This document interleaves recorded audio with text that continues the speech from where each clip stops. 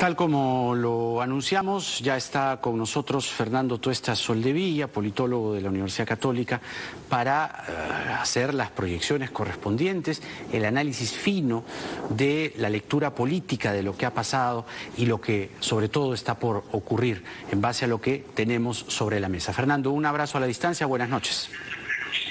¿Cómo estás, Jaime? Muy buenas noches. De acuerdo a lo que han venido diciendo nuestros invitados a lo largo de esta noche, lo que ha dicho el presidente Vizcarra en su mensaje luego de la juramentación, da la impresión que la tormenta está pasando, ¿no? Da la impresión que la marea se ha tranquilizado un poco, aunque faltaría un pronunciamiento mucho más firme, en el sentido conciliador, no en el sentido de las últimas horas, del señor Manuel Merino de Lama. ¿Crees que el Congreso puede mostrar en bloque un cambio de actitud con respecto a lo que pasó con Cateriano, a diferencia hoy con Walter Martos? Yo no creo que el Congreso ha quedado bien parado luego de la negativa de este voto de confianza del gabinete Cateriano.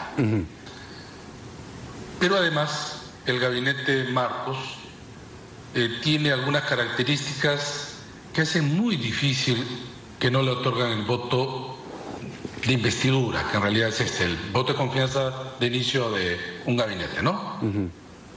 Para empezar, la propia figura del ahora primer ministro. Le falta experiencia política, pero eso que podría ser, digamos, un déficit de cara al Congreso. Este Congreso, a diferencia de Cateriano, no ha producido y no produce, creo, animadversiones previas, ¿no? Claro. Entonces, repito, esa falta de experiencia política le es un punto a favor. Ese es un primer tema, ¿no? Un segundo tema es que creo la propia característica de Walter Martos no es confrontacional. Puede ser firme, pero no confrontacional.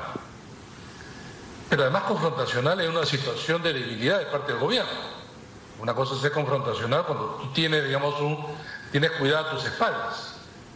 Pero si el último año el Parlamento puede censurar a cuanto gabinete esté al frente, cuanto ministro lo desee, negar confianza o cuestión de confianza en el número ilimitado que pueda tener en el tiempo, evidentemente estás en la obligación, casi empujado a llegar a unos niveles de acuerdo.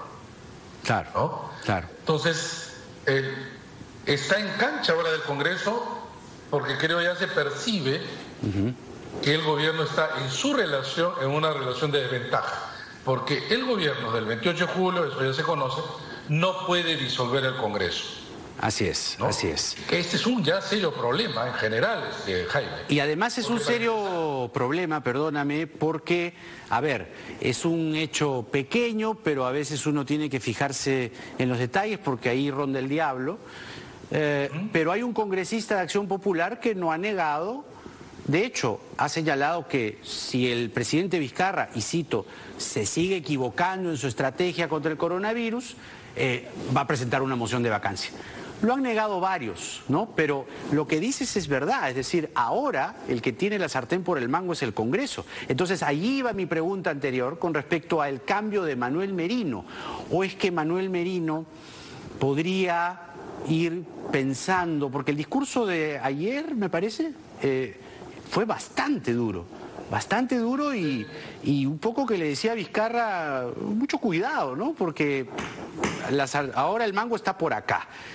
¿Podría haber, digamos, un escenario a ese nivel de confrontación?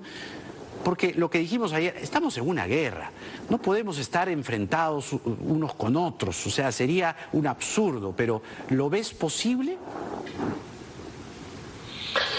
Mire, me parece muy difícil ese escenario. Pero el Congreso ya nos ha dado sorpresas. Nunca se sabe. ¿No? Para empezar, nunca se ha negado un voto de investidura. Nunca. Y lo han hecho. ¿No? Pero hay un elemento, además, que podría, claro, alimentar esta hipótesis, ¿no?, de acrecentar la confrontación, que los parlamentarios no pueden ser reelegidos. Entonces, no tienen que cuidar su reputación de cara a una elección. Pero sí los partidos. Ese es otro punto, ¿no?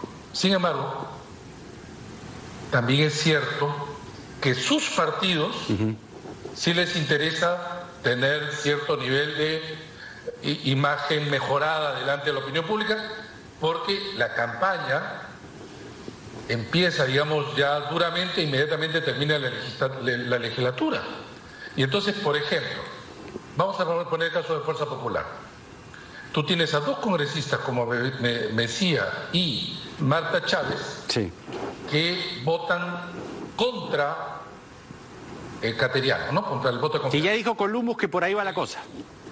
Ya, pero el resto votó a favor. Sí. Y el discurso de los dos congresistas es muy duro en general. Fue muy duro. Pero Keiko Fujimori ha mandado una rama de olivo, ¿no? Porque a Keiko Fujimori obviamente le interesa su campaña. Y no está mal que así piensen. Claro. Pero los otros congresistas están más, digamos, ensimismados en una suerte de sus principios, sus posiciones, sus ángulos como congresistas, ¿no? Ese es el argumento, digamos, ¿no? Claro, pero ahora, en el caso de Acción Popular también se produce lo mismo y quizá un poquito más. Porque la posición de Acción Popular y de Alianza para el Progreso son bancadas decisivas.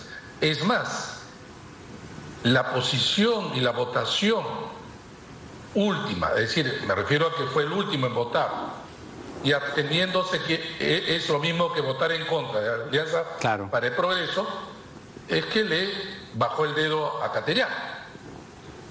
Entonces, ellos van a asumir la responsabilidad de un nivel de confrontación que lleve a niveles de ingobernabilidad altos. Porque, Jaime, en este momento hay una cierta parálisis en el Ejecutivo. La incertidumbre crece. De acá a que se presente, digamos, son 2 semanas y hemos perdido ¿cuánto tiempo? Así es. Y la pandemia mata. Exactamente. Entonces, ahora, ahí hay puntos necesarios considerar. Sí, el presidente hoy en un tono más concertador, ya no con el libreto de vamos a confrontar con el Congreso, que era algo que le funcionaba, pero eso ya pasó, ¿verdad? Sobre todo en este momento no se necesita una cosa así. El presidente, digo, ha apelado, invocado una vez más al Pacto Perú. ¿Ves ese escenario, el Pacto Perú, como esta suerte de espacio donde se pueda concertar, puedan encontrar puntos en común? Que, a ver, no, lo decíamos hace un momento con Ana Jara, es el corto plazo, es decir, lo que se necesita en este momento es el corto plazo, no es que no nos guste el mediano y el largo, ¿no? Sino que estamos entre defender la vida y defender el empleo y sobre eso desarrollar puntos muy concretos. ¿Es posible eso? ¿Solamente eso es posible en este Pacto Perú o no? Bueno, son buenas intenciones, el tema es cómo se operacionaliza eso. Eso pues. Por ejemplo, se ha dicho el acuerdo nacional. Como muchas veces han habido reuniones, etcétera, el nivel de incidencia creo que ha sido bajo y menos de lo que uno quisiera. Porque ahí se están presentes los 24 partidos, pero en el Congreso hay 9. ¿Y quiénes deciden? Claro. En el Congreso. Entonces, si es que se decide en el Congreso, el espacio es las relaciones ejecutivo-legislativo, claro, bajo los puntos que puede presentarse como Pacto Perú, pero ese es el espacio. Y entonces regresamos al punto de que estamos conversando. Las relaciones ejecutivo-legislativo en un conjunto de 9 bancadas que de alguna manera, pese a que la primera tiene 25 y la última tiene 11, todas tienen capacidad de poder coaligarse. Y entonces ahí es donde recojo tus palabras sobre hilar fino. Necesita el gobierno ni ciertos niveles de acercamiento, yo diría coaliciones, si así le puedo decir, de repente no abiertas, claro, pero puntos de encuentro necesarios. El gobierno lo único que tiene es opinión pública. Ahora ya no tiene ni siquiera mecanismos para balancear en este último periodo. Claro, claro. Pero entonces, ¿podría ser que el Pacto Perú pueda funcionar? Digo yo, porque ahora viene la distracción de la campaña, ojo, ¿ah? Es decir, ese es el tema, ese es el tema. Eso, pues entonces, yo no sé cuánto pueda resultar el Pacto Perú, te lo digo, solamente para trazar líneas maestras para la pandemia, porque lo que se necesita es enfrentar, digamos, la guerra contra el coronavirus. Entonces, los partidos serán capaces, o las bancadas, ya veremos, las bancadas o los partidos serán capaces de sentarse con el gobierno, o quizá no, digamos, no codearse o no estar tan cerca, que no salpiquen eventuales errores. Allí viene un tema de compromiso también. Es que son dos dinámicas distintas, yo diría encontradas. Ajá. Para la pandemia se requiere unidad, en la campaña no. Claro. En la campaña los asesores dirán la diferenciación. Claro. O sea, la gente no escoge por lo común, escoge por la diferencia. Claro. Y entonces los partidos que hacen generalmente una campaña se diferencian de un gobierno. Es más, aparece como el punto de ataque. Y atacan, y dos, se diferencia del resto. Así es, todo un albur, mi querido Fernando. Gracias por esta entrevista, que tengas una buena noche y hasta una nueva oportunidad. Gracias por estar aquí con nosotros. Era Fernando Tuesta Soldevilla, cerrando esta edición del programa.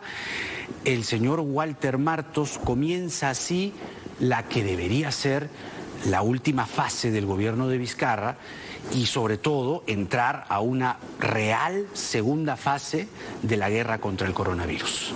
Porque en el Perú de hoy nada está dicho. Hasta mañana.